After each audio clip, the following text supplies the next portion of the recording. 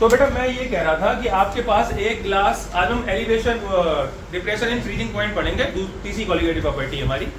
तो मैं आपको ये बता रहा था कि आपके पास एक गिलास पानी है, क्या है, और पानी को तुमने फ्रिज में रख दिया, ठीक है।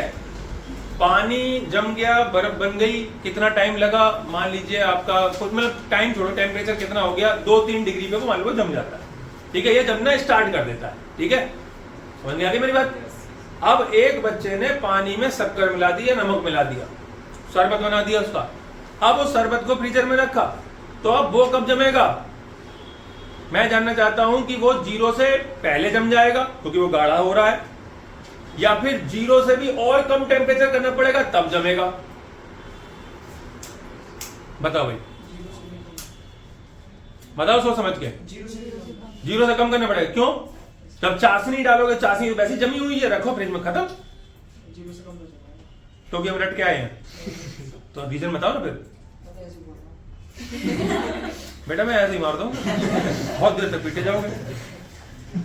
आप सोचे ना, पानी पतला है, चाशनी कैसी है, गाढ़ी है ना, विस्कोसिटी ज्यादा है उसकी, तो वो तो पहले ही से जमने को राजी है, जमी रही है लगभग। थोड़ा फ्रिज में रखा तो मुझे लगता है कि वो जल्दी जम जानी चाहिए। बोलो भाई क्या विचार? हाँ मानसी क्या बता रहे, तुम्हारा क्या विचार? क्यों नहीं जमेगी? जो भी रीजन बता दे भाई साहब। एक आइसक्रीम खिलाऊंगा एकदम बढ़िया,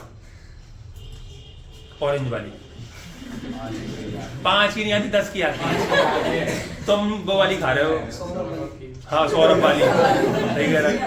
10 की आती है भाई, 10 की बढ़िया है, बढ़िया। बताओ भाई जल्दी से। चीप में निकाला, ऐसे करेंगे। अब लेके मैंने देख लिया बेटा, देख लिया मैंने। सुनो भाई, कोई बता रहा रीजन? आइए सुनो, देखिए मान लीजिए ये पानी के मॉलिक्यूल है यहां पर, ठीक है, आए ना, और हमें इनको बर्फ बनाना है तो इनको पास लाना पड़ेगा, ठीक है। पास लाने का बेसिक कॉन्सेप्ट क्या है कि वो तकरीबन कुछ ऐसे हो जाए, ऐसे हो जाए, आए ना।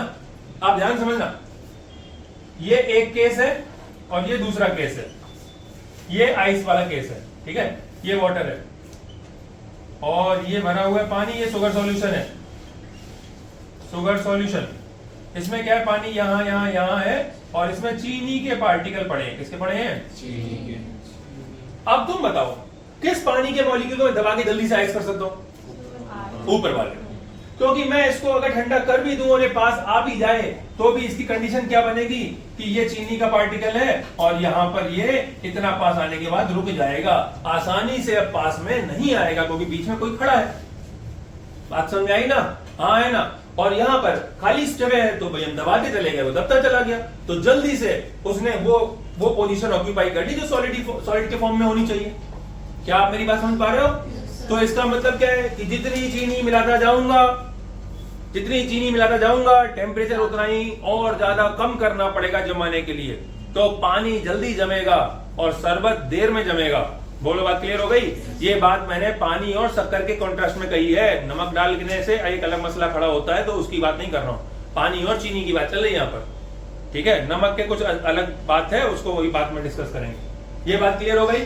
हाँ है ना। इसको अब हम जरा ग्राफ पर समझेंगे। अब एक और बात, मान लीजिए ये 3 डिग्री पे जम रहा था, 2 डिग्री पे जम रहा था और ये माइनस में जमने लगा, तो जो फ्रीजिंग पॉइंट है उसमें क्या आई है? कमी, है ना। तो ये हुआ है डिप्रेशन इन फ्रीजिंग पॉइंट में कमी आ गई है। उम्मीद है अभी बात क्लियर हो गई, कोई डाउट दिक्कत परेशानी नहीं? ठीक, चलिए आगे बढ़ेंगे। तो जरा हम इसको ग्राफ पर और समझेंगे।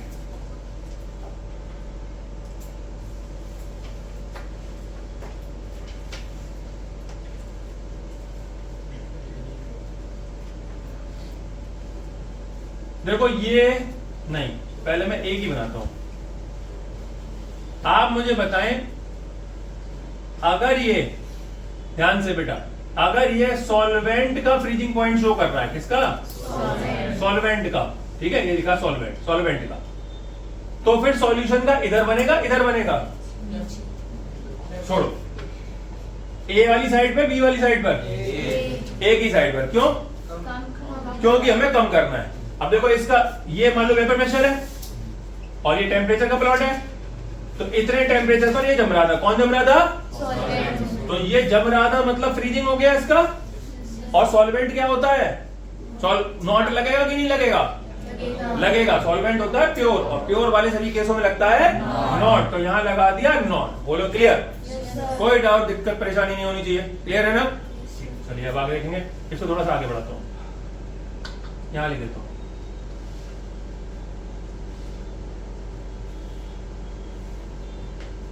अब ये लाइन तो यहाँ, और हमारा सॉल्यूशन जमा यहां पर। और एक पॉइंट के बाद इनमें कॉमन पॉइंट जनरेट हो गया, मतलब एक टेम्परेचर के बाद तो ये सभी जमी जाएंगे। ठीक है ना भाई? मान लो मैं -20 कर दूं, कुछ भी लेगा जमी मिलेगा। ठीक है, तो एक टेम्परेचर के बाद तो हमने इनका कॉमन पॉइंट कर दिया, और इसका वेपर प्रेशर के हिसाब से ये यहाँ जम गया। बोलो हाँ। ठीक है, तो इसका मतलब ये क्या है? टी है, और ये क्या है? अब देखो मैं फिर से एक बात समझाता हूं, ये बात बहुत काम की है। न्यूमेरिकल लगाओगे बार बार यहां फंसोगे, इसलिए तरकीब सिखा रहा हूं। आप याद करें, बॉइलिंग पॉइंट में डेल्टा टीबी इक्वल टू क्या बनाया था? TB minus T not be. बोलो हाँ है ना? Yes sir. बताया था ये बात। और इस बार डेल्टा टीएफ के लिए क्या बना रहे हैं? T naught F minus TF बना रहे हैं। तो देखो अपोजिट हो रहे हैं, दिख रहा है ना? आपको इस पचड़े में नहीं पड़ना है, आपको याद रखना है कि बड़े में से छोटा माइनस करना है, जिसकी वैल्यू ज्यादा है। जो समझ गए ना? मतलब डेल्टा आपका प्लस में आना चाहिए, माइनस में नहीं आना चाहिए। कोई कंफ्यूजन है अदिति? ठीक है, ठीक है ना? अगर आपको मान लीजिए टीएफ की वैल्यू दी जाए कितना, माइनस का सपोज मान लो 17 दे दी गई, समझाने के लिए -17 दे दी गई। ठीक है, आपको कोई वैल्यू दी गई है, चलो मैं दूसरा लिखूंगा, -17 दी गई है। ठीक है, और आपके लिए देखो भाई इस सवाल में तो कुछ दम तो होती नहीं, सवाल तो हलवा है, इसकी लैंग्वेज घुमाते हैं। हाँ, आपको ये 17 देंगे और ऐसी लैंग्वेज लिखेंगे गोल मोल सी कि तुम्हें लगेगा ये तो ये है। अब हम पहचान नहीं पाएंगे, नहीं पहचान पाओगे भाई, क्योंकि वो इसको बोलते हैं डिप्रेशन इन फ्रीजिंग पॉइंट, और वो ऐसे लिखते हैं, डिप्रेशन वर्ड लिखेंगे और ऐसे लिखेंगे, मतलब यही होगा, तुम पहचान नहीं पाओगे। तो तुम्हें उसकी तरकीब सिखा रहा हूं, कान में तेल डाल के सुनो। ये कहीं नहीं लिखे मिलेंगी आपको बातें, ये तो करने से आएंगी। उसकी तरकीब क्या है कि पहला, डिफरेंस बहुत बड़ा कभी नहीं आता। समझ में आया? मैंने आज तक जितने सवाल लगवाए तो उनमें मुझे कभी भी 12 के ऊपर तो डिफरेंस देखने को नहीं मिला, बल्कि अगर मैं 85% सवालों की बात कर दूं तो ये डिफरेंस 5 के अराउंड, कम या 5 के अराउंड ही रहा। 12 तो मैंने सारे पॉइंट जोड़ डाल के सारे सब कर रहे हैं तब। ठीक है ना? मतलब डिफरेंस बहुत बड़ा नहीं, और फ्रीजिंग में तो ये बहुत ही कम आता है, बहुत बड़ा। चीनी डालने से क्या जमनी बंद कर देगा ना? थोड़ा सा डिफरेंस आ जाए। तो पहला तो डिफरेंस हमेशा छोटा होता है। तो 17 वैल्यू एक बड़ी वैल्यू है, तो मैं से अगर 17 लिखी है तो मेरे दिमाग में तुरंत क्लिक होना चाहिए, ये डेल्टा नहीं हो सकता, पहली। दूसरी, ये प्लस में नहीं है, इसलिए भी मेरे दिमाग में क्लिक होगा कि ये डेल्टा नहीं हो सकता। डेल्टा होता तो प्लस में देते हैं। ये दो फैक्टर है जो हमारे दिमाग में क्लिक करते हैं कि डेल्टा है या नहीं। यहां तो कोई मसला ही नहीं है, क्योंकि यहां तो टेम्परेचर बॉइलिंग है, 100, 150, 200 चल रहा होगा, और डिफरेंस तो बहुत ही कम आने वाला है, तो यहां तो पहचान आसान से होती है। यहां उसने कहा कि इसका फ्रीजिंग पॉइंट है 2.36 माइनस में। अब 2.36 डिफरेंस भी 2 हो सकता है। यहां फंसोगे इस टॉपिक पर, इसमें नहीं फंसते कभी, क्योंकि बॉइलिंग तो 100, 150, 200 ऐसा चल रहा होगा, तो वहां तो बड़ी समझ में आता है ना कि डिफरेंस तो छोटा होता है, और ये 200 की बात चल रही, 150 की बात चल रही। यहां पर जो वैल्यू है वो भी छोटी है और डिफरेंस उससे भी छोटा है, तो पता नहीं कर पाओगे। तो पहचान है कि अगर माइनस में दिया हो तो किसी भी स्थिति में डेल्टा टीएफ नहीं होगा, नहीं होगा, नहीं होगा। बात क्लियर? और फिर हम क्या करें? तो देखो, जिस तरीके से पानी के लिए इसका बॉइलिंग पॉइंट 373, मतलब अगर केल्विन में दिया है तो केल्विन में घटेगा, पता, सेम यूनिट मतलब, ठीक है ना? अरे हाँ है ना? तो 373.15 है ना केल्विन, या 100 डिग्री सेंटीग्रेड ये होता है। उसी तरीके से इसके लिए हम 0 लेते हैं। मैं ज्यादातर डिग्री सेंटीग्रेड का इस्तेमाल करता हूँ, ठीक है ना? मैं केल्विन को अवॉइड करता हूँ, और इन सवालों में तो केल्विन करना ही नहीं है। मैं एक रीजन और समझाता हूँ क्यों नहीं, और किसी करना हो तो कर लो, कोई दिक्कत वाली बात है। रीजन समझाता हूँ। इस कमरे का टेम्परेचर अभी मान लो समझाने के लिए 300 केल्विन है, ठीक है ना? मैंने एसी चलाया और उससे ये 5 डिग्री कम हो जाता है, तो ये कितना हो जाएगा 295। 300 केल्विन है, 295 केल्विन हो गया, डिफरेंस आ गया 5। अब इन दोनों को डिग्री में कन्वर्ट करो, केल्विन से डिग्री में ले जाओ और डिफरेंस करो, तो डिफरेंस तो बराबर ही आएगा, हाँ या ना? तो घटाओगे तो 270 थी दोनों साइड से ना। मैंने समझ में आई बात? नहीं आई? हम जान गए इधर उधर चक्कर वक्कर कर रहे हो। 300 kelvin minus 295 kelvin equal to 5 degree. अगर मैंने केल्विन में कन्वर्ट किया तो ये ऐसा रहा। और कोई आया उसे आगे नहीं जी हम तो केल्विन हम तो डिग्री में रखेंगे, तो भाई डिग्री में रख लो, इसको कन्वर्ट करो डिग्री में। तो मोटा मोटा कर देता हूं, माइनस 273, तो ये हो गया मैं कितना 27 हो गया ना, माइनस ये कितना हो गया 22 हो गया। तो ये कितना घटाओगे 300 माइनस 273 और एक कर दो 295 माइनस 273, तो ये हो जाएगा 22, आएगा तो 5 ही ना। तो मुझे बात समझ आ गई आपको मैं कैसे करना चाह रहा हूं। इसलिए कभी भी एलिवेशन और बॉइलिंग पॉइंट के किसी सवाल में डिग्री और केल्विन के झंझट में नहीं पड़ना है। दोनों केल्विन ले लो, दोनों डिग्री ले लो, एक ही बात चलती है। एक डिग्री एक केल्विन नहीं चलेगा, वो तो वैसे भी डिसिमिलर यूनिट हो गई, घटेंगे नहीं। बात क्लियर हो गई है ना? अच्छा, अब मान लो ये तुम्हें माइनस में दिया गया था, ठीक है, मैं यहां लिख देता हूं सपोज 2.3। तो हम क्या करेंगे, मैं तो ऐसे डिग्री में लेके चलता हूं, केल्विन में नहीं करता, क्योंकि केल्विन बड़ी यूनिट है, मैं बड़े में कन्वर्ट करूं, फिर जो आंसर निकलते हैं वो डिग्री में चल रहे होंगे, उधर घटाऊं तो समस्या रहती है। ठीक है, अब मैंने इसको घटाया, ध्यान समझना। तो ये कितना है 0 माइनस इतना, मतलब हाँ ये माइनस में दिया था माइनस 2.3 है ना, माइनस माइनस ऐसे, बात समझ आ गई? तो ये समझ गए ना? अरे यार ये माइनस में था, फिर घटा रहे हैं तो माइनस प्लस हो गया, तो ये हो गया 2.3, तो आगे प्लस में। समझ में आया ना मैं क्या सिखाना चाह रहा हूं? अब देखो अगर ऐसे बातें सीखनी है तो इट विल टेक टाइम, ये जल्दी नहीं होगा। जल्दी करने का काम फिर वो गोबर जैसा ही होता है, और मुझसे तो ये होता नहीं है। ठीक है भाई, हमसे जल्दी नहीं हो सकता। ये बात सही है, तुम्हारे पेपर आने वाले हैं, लेकिन मैं समझिए कितनी जल्दी कर सकते हैं, जल्दी की एक लिमिट है। ये बात क्लियर हो गई? अभी कोई कंफ्यूजन नहीं है? मैं आपको बार बार कह रहा हूँ नोट्स बना के आइएगा, मैं रिपीट कर रहा हूँ, आप मेरे को ब्लेम नहीं कर सकते अगर नोट्स नहीं बने। मैं किसी भी स्थिति में क्लास में बैठने नहीं दूंगा अगर नोट्स नहीं हुए।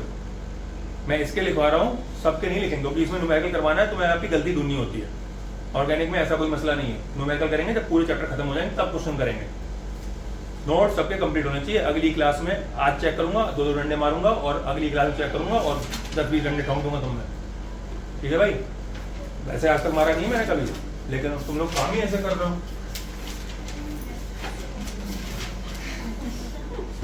चलो, तो बात समझ में आ गई इतना? मारा तुमको कभी नहीं ना? हाँ ठीक है। तो अब हमें ये बात समझ में आ गई डिफरेंस वाली, ठीक है, कैसे करना है वो भी समझा दिया। केल्विन मेल्विन का जो झंझट था वो ही निपटा दिया तुम्हारा।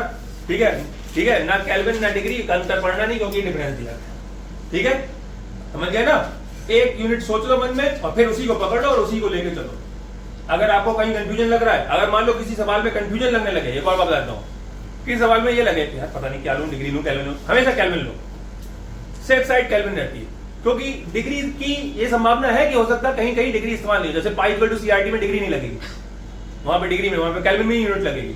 तो जब भी कंफ्यूजन आ जाए उठा के सबको केल्विन में कन्वर्ट कर दो, आंसर बिल्कुल सही जा रहा होगा। इनमें डिफरेंस नहीं आएगा, जहां डिफरेंस आएगा वहां केल्विन ही लगता है। ठीक है ना?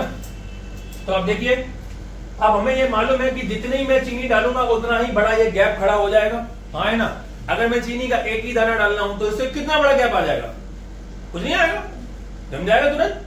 तो इसका मतलब क्या है कि डेल्टा टीएफ डायरेक्टली प्रोपोर्शनल किसके? स्मॉल एम के। स्मॉल एम पता है ना क्या होता है? हाँ, मोल है लिटी, है ना? और प्रोपोर्शनलिटी का साइन हटाते हैं तो एक कांस्टेंट लगाते हैं, delta T equal to K F into M. ठीक है, और m की जगह मैं लिख सकता हूं WB upon MB into 1000 upon WA। ये देखिए जी आपका फॉर्मूला तैयार हो गया है। और डेल्टा टी का फॉर्मूला ये रहा, तो दो फॉर्मूले हो गए आपके, delta TF equal to T naught F minus TF। ठीक है, वीडियो अभी 1-2 दिन से अपलोड नहीं हुए हैं, मैं आज अपलोड कर दूंगा सारे। ठीक है, 2 पड़े हुए हैं पेंडिंग में, आज कर दूंगा, आज जाते ये काम करूंगा। ये क्लियर हो गया? ठीक है, लिख कहां तक गया ये बताओ? इसके सवाल लगे एक आधे? नहीं, एलिवेशन वाले के सवाल लगे थे? हो गया ना सबसे सवाल? घर से करने को दिया था नालायकों, हुआ कि नहीं? ठीक है, आ जाओ चलो उसको कर देते हैं। अब देखो depression in freezing point heading डालो। तुमको ये बात समझ आई बेटा? है तो तुम मुंह बना के क्या कह रहे हो? आप तो बताओ। डिप्रेशन माने कमी भाई। Depression in freezing point. मैंने इसका जरा सुनो, एलिवेशन मारे का एक सवाल करवा दिया था आपको? हाँ बोलो। yes, एक घर से करने को दिया था। yes, जो घर से करने को दिया था उसका आंसर आ रहा है 8। कितना आ रहा? 41.45। अच्छा ठीक है रुको। कितना आ रहा है? एक मिनट, जो करने में दिया था वो पढ़ने में सवाल क्या था?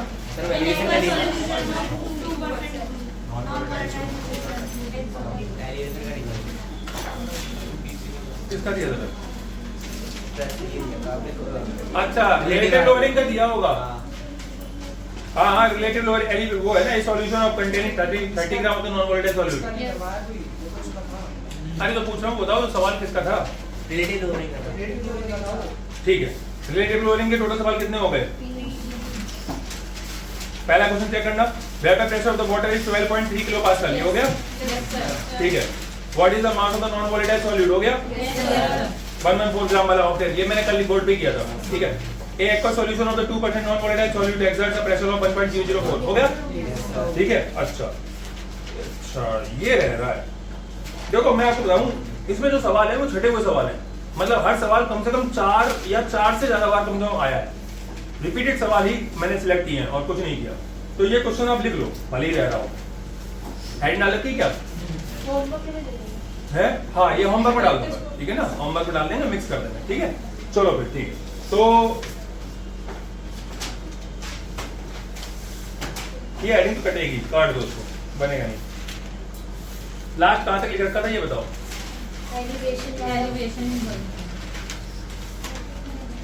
तुमने उसी के नीचे तुमने यार पता नहीं क्या कूड़ा कर रखा है। थोड़ा और किसी को देखते हैं। और फिर ये न्यूमेरिकल तो यार वो उसकी जगह वहीं छोड़ दी ना, उसको यहाँ कहाँ घुसेड़ दिया भाई? जब न्यूमेरिकल देते हैं तो उसकी जगह छोड़ दिया करो ना वहाँ पर, तो लाइन रहती है ना। अब इन्होंने क्या किया, बॉइलिंग पॉइंट के नीचे उसका सवाल लगा दिया, उसका पी नॉट वाले का। समझ गए ना? चलो बॉइलिंग को सवाल कर लो, देखो हेडिंग काट दो, सवाल अभी हुए नहीं, सवाल तो करो। देखो the boiling point of benzene is 353.23 kelvin. 353.23 kelvin when 1.8 gram of non-volatile solute was dissolved in 90 gram of benzene. 90 gram of benzene. The boiling point is raised to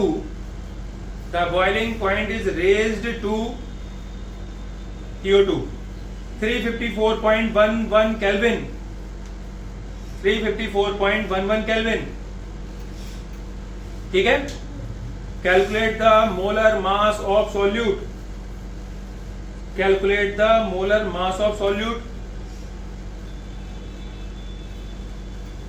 Kb for benzene is 2.53 Kelvin kilogram mole. Kb for benzene is 2.53 Kelvin kilogram mole inverse. TB का formula नहीं पता तो लिख रहा हूँ, TB equal to Kb into WB upon MB into 1000 upon WA। एक इस फॉर्मूले का इस्तेमाल करिए, साथ में एक इसका इस्तेमाल करिएगा। और चलिए सवाल को करिए, चलो स्टार्ट करो। ऐसे नहीं गिवन लिखो पहले, WB ये नहीं करते, फॉर्मूला काट दो, गिवन हेडिंग डालो, इन्हें दिखाओ कैसे लिखना है। WB MB लिखो सबसे पहले, सभी का है। चलिए आंसर चेक करते हैं। 57.5। Yes sir 57.5। हाँ 57.5 कितना आ रहा है तुम्हारा? नहीं नहीं वैसे बता दो। 50.6 वो 1-2 पॉइंट आगे पीछे हो गया होगा। शांत रहे शांत रहे शांत रहे। मैं बताऊं, तुमने जब m निकाला होगा ना तो डिवाइड 1 पॉइंट तक ही किया गया। मेरे को कुछ नहीं आ रहा, मैंने इसमें क्या कर दिया। कोई बात नहीं, क्लियर अच्छे से करके दिखा दिया आपको। हाँ तुम्हें क्या पढ़ा था बताइए। सवाल का आंसर कितना आया? 50। चलिए बहुत बढ़िया शाबाश। अब 2 क्वेश्चन लिख लो बेटा घर के लिए। 18 ग्राम ऑफ ग्लूकोज। नहीं इसी में जो भी नोट्स के क्वेश्चन लिखवाए जा रहे हैं वो सब इसी कॉपी में लिखना है। जो भी मैं आपको बोल रहा हूं बोल के लिखवा रहा हूं वो सब नोट्स की कॉपी में लिखिए। ये सारे क्वेश्चन 4 से ज्यादा बार आ चुके हैं। 18 gram of glucose dissolved in 1 kg of water, honey, water, 1 kg of water, at what temperature? At what temperature? Bhat. At what temperature will the water boil?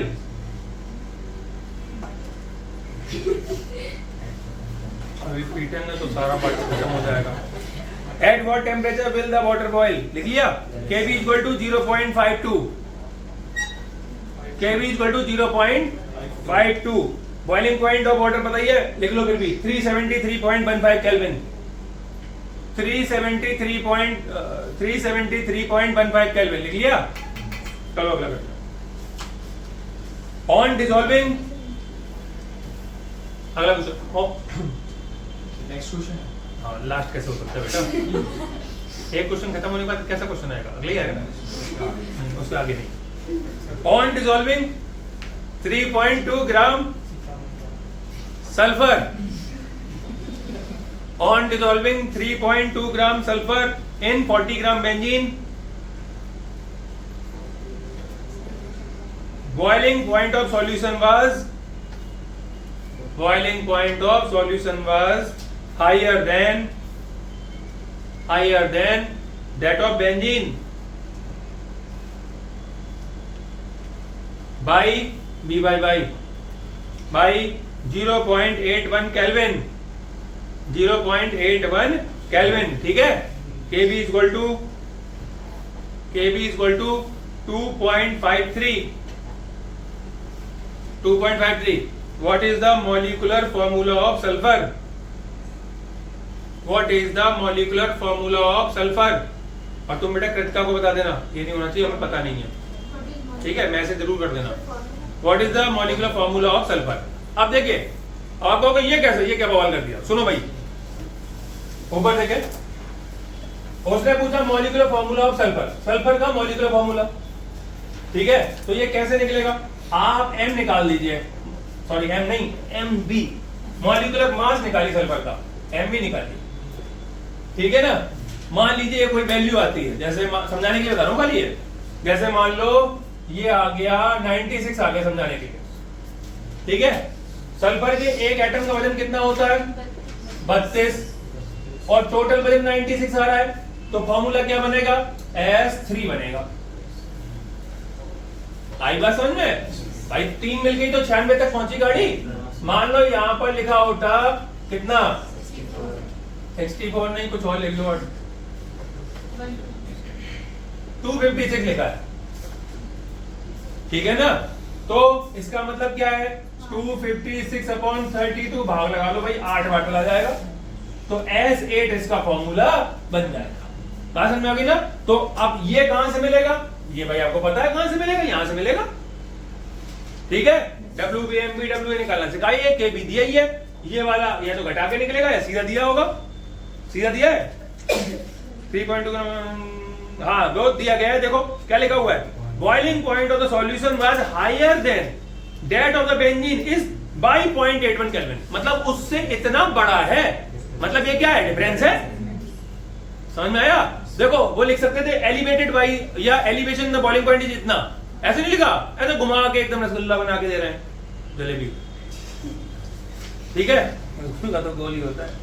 आप लिखो डिप्रेशन इन फ्रीजिंग पॉइंट और एक graph बना लो।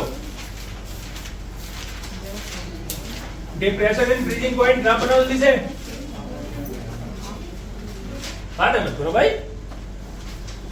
ये हटाइए, ये समझ लो, ये सॉल्वेंट है, सॉल्वेंट यहां से नीचे चला गया, यहाँ पर इसका फ्रीजिंग पॉइंट अचीव हो रहा था, सॉल्वेंट मतलब पानी का। ठीक है, तो ये हो गया T नॉट F, उल्टा लिख दिया, ठीक है। और जब तुमने इसमें कुछ मिला दिया तो ये क्या होगा, ये देर में जमेगा। तो अब इसने यहाँ पर अचीव नहीं किया, ये आगे बढ़ गया और यहां जाके वो जमा, यहां जाके जमा, तो इसका पॉइंट यहाँ पे आया, ये TF हो गया। नहीं आई बात समझ में? भी आ गई ना? हाँ है ना। ये लाइन इसके लिए नहीं है, मतलब ये है तो यहां से आई है ये, लेकिन यहां पर इसका कुछ नहीं हो रहा, यहां पर ये जमा ही नहीं, ये आगे चला गया, आगे चला गया, आगे चला गया, इतने कम होने पे जमा। बोलो क्लियर? अभी कोई कंफ्यूजन तो नहीं है? पक्का क्लियर है 100%? कोई डाउट दिक्कत परेशानी? पक्का ना? ठीक है, अब लिखो, नाम लिखे हुए हैं, ये बी लिख दो, ये ए लिख दो, बाकी लिखा हुआ है। चलो लिखो।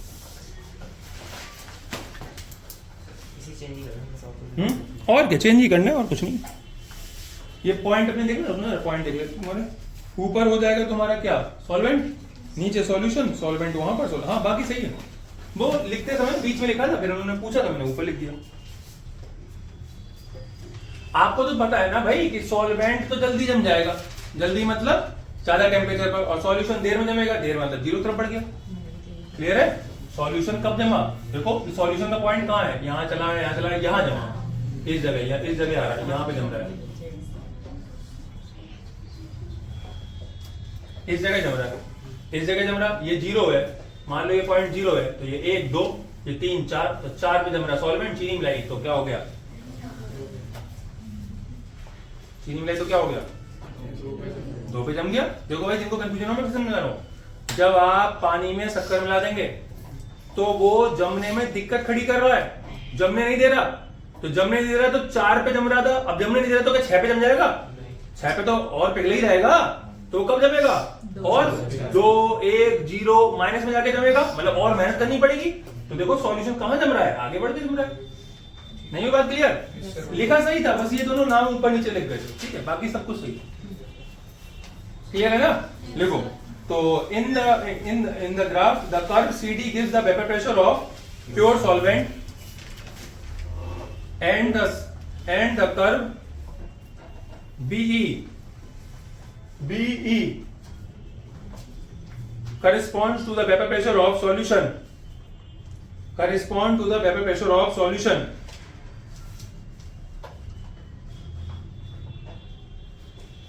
Vapor pressure of solution. And the curve AC correspond to the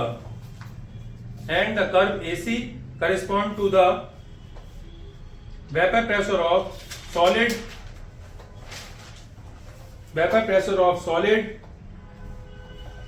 at different temperature. Vapor pressure of solid at different temperature.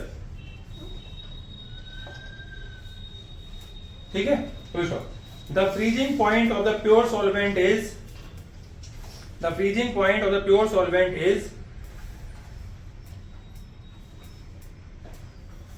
temperature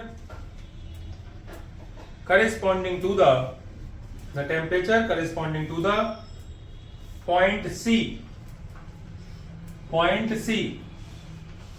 bracket में लो T naught F,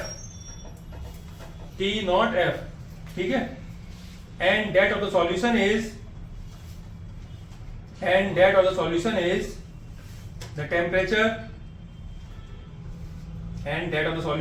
temperature corresponding to the point B, ठीक है, bracket में लो TF, ऊपर देख लो एक बार, C T naught F है, B TF है। Clear है ना? हाँ है ना? इन दोनों में कम कौन है? TF। ठीक है, देर में कौन जमेगा? सॉल्यूशन। जल्दी कौन जमेगा? ठीक है, एंड लिख लिया ना, कहां तक लिख लिया? डी ब्रैकेट में TF लिख लिया, ठीक है। Therefore depression in freezing point is equal to delta T F equal to T naught F minus T, delta T F directly equal to M, delta T F equal to K F into M. ठीक है, therefore depression in freezing point, depression in freezing point is equal to, और ये तो बस खत्म। ठीक है,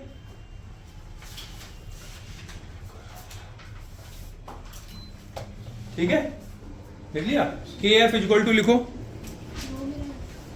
है बेटा, हाँ 2 मिनट हो गए। के जल्दी करो भाई, हो गया। K F equal to molar depression constant, K F equal to molar depression constant और क्रायोस्कोपिक कांस्टेंट, और क्रायोस्कोपिक कांस्टेंट,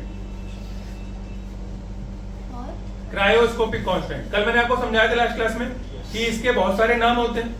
क्रायोस्कोपिक CRYO,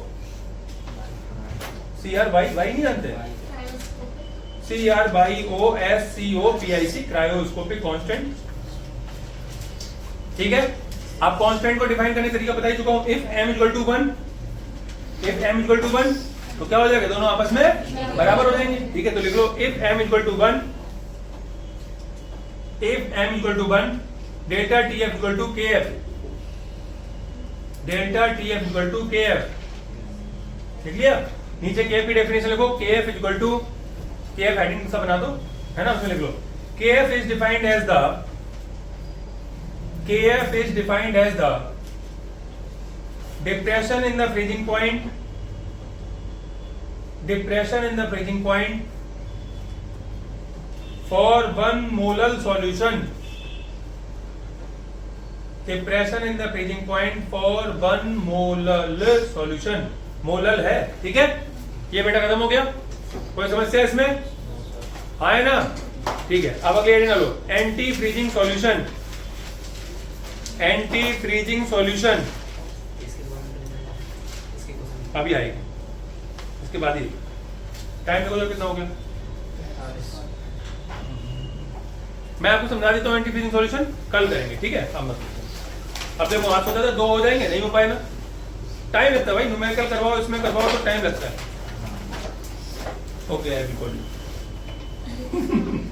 अच्छा हाँ,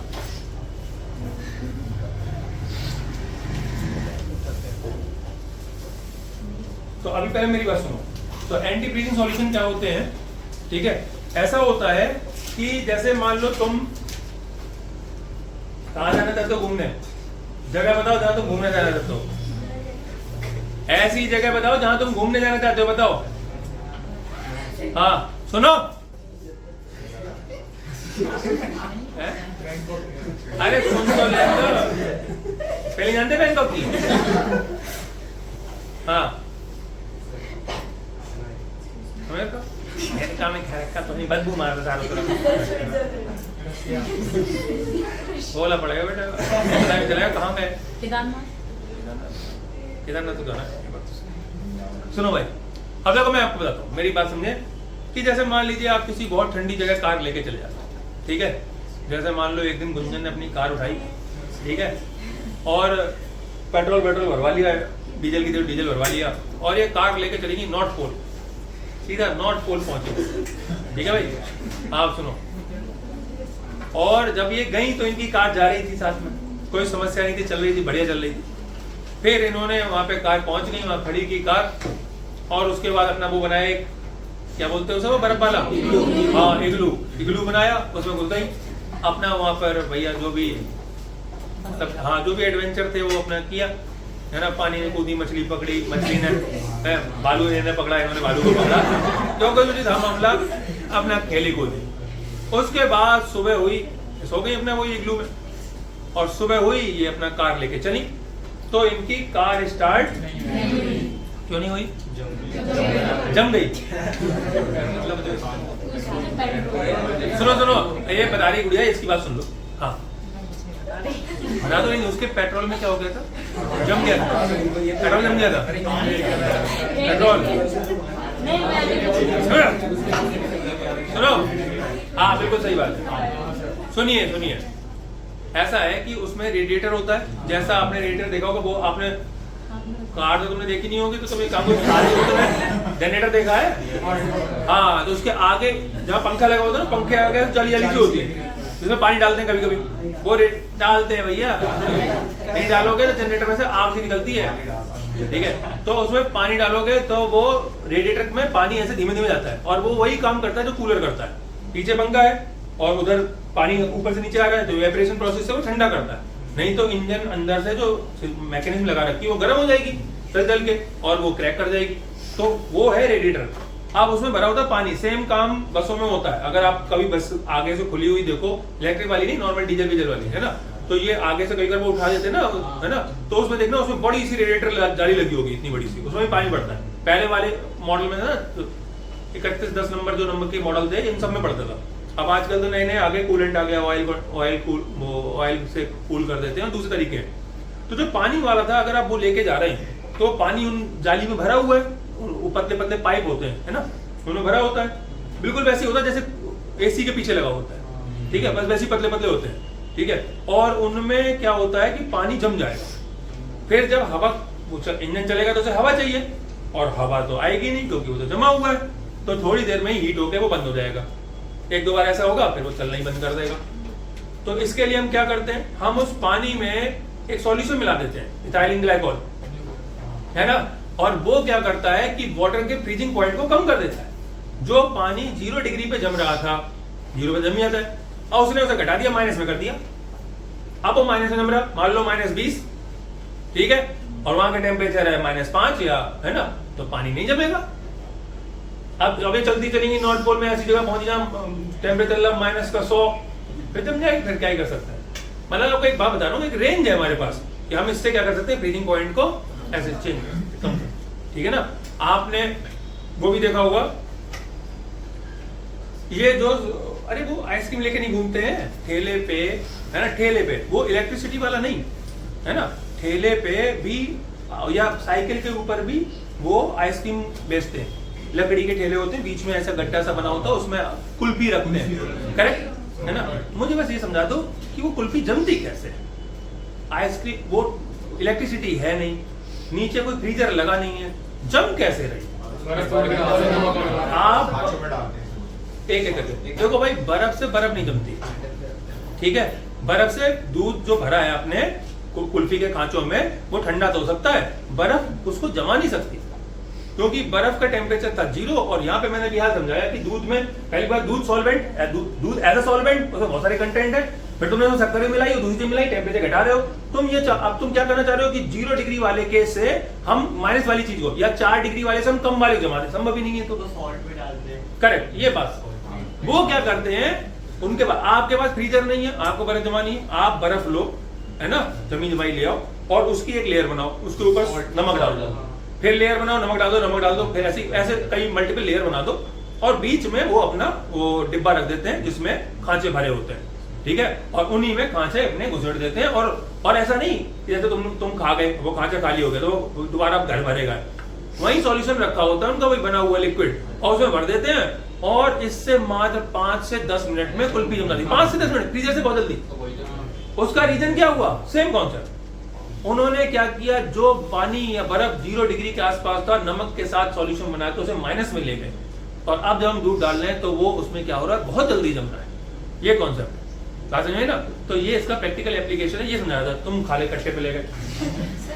हाँ देखो भाई, इनका पूछना है कि जो बर्फ मतलब जहाँ पे बहुत सारी बर्फ गिरती है, वहां पे सड़कों पे नमक डाल देते हैं, तो बर्फ जैसे 0 डिग्री पे है ना, या 2 डिग्री 3 डिग्री पे है, और टेम्परेचर 2-3 डिग्री चल रहा, या 1 डिग्री चल रहा, 0 डिग्री चल रहा, तो अगर इतना चल रहा है तो इसका मतलब बर्फ पिघलेगी तो है नहीं, क्योंकि वो फ्रीजिंग पॉइंट के अराउंड ही है, बहुत जल्दी तो नहीं पिघलने वाली। लेकिन अगर मैं नमक डाल दूं, तो नमक डालते ही उसका फ्रीजिंग पॉइंट घट के कहां चला गया, माइनस में चला गया, 5 के आसपास, -5, -6, -7, 8, समझ में आया ना। और बाहर टेम्परेचर कितना है, अभी 1-2 चल रहा था, तो शुरुआत में बर्फ का तो 0 और 1 के अराउंड चल रहा था, तो वो जल्दी से नहीं पिघल रही थी। लेकिन अब जो बर्फ पड़ी है जिसमें नमक भी पड़ा हुआ है, उसका फ्रीजिंग पॉइंट है माइनस में, वो माइनस में जमेगी, और तुम्हारा तो आउटर टेम्परेचर प्लस में चल रहा है, तो वो बहुत जल्दी पिघलना चालू हो जाती है। बात समझ में आई ना? क्योंकि हमने उसको फ्रीजिंग पॉइंट क्या कर दिया, कम कर दिया। यही सिद्धांत है, फ्रीजिंग पॉइंट तुमने आसपास कम कर रखा, बीच में कोई चीज डाल दी तो वो तो पिघल रही है, लेकिन बीच वाले को तो जमा देती है ना। और सड़कों के ऊपर ये उस हिसाब से काम करता है कि एटमॉस्फेयर में टेम्परेचर 2 डिग्री है, बाहर बर्फ का 0 था, बर्फ जमी थी, पिघलने को राजी नहीं थी, पिघलती 8-10 दिन में, जब भी होता तब तुमने नमक डाल दिया तो बर्फ का टेम्परेचर ले गए तो माइनस में, -10 कर दिया, अब -10 पे जमेगी, -10 पे जमेगी। अभी है तुम्हारे पास 2 तो पिघला रहेगा ना, फिर तो पिघलना चालू कर देगी, फटाफट हट जाएगी सड़क से बर्फ। बोलो क्लियर? ठीक है भाई।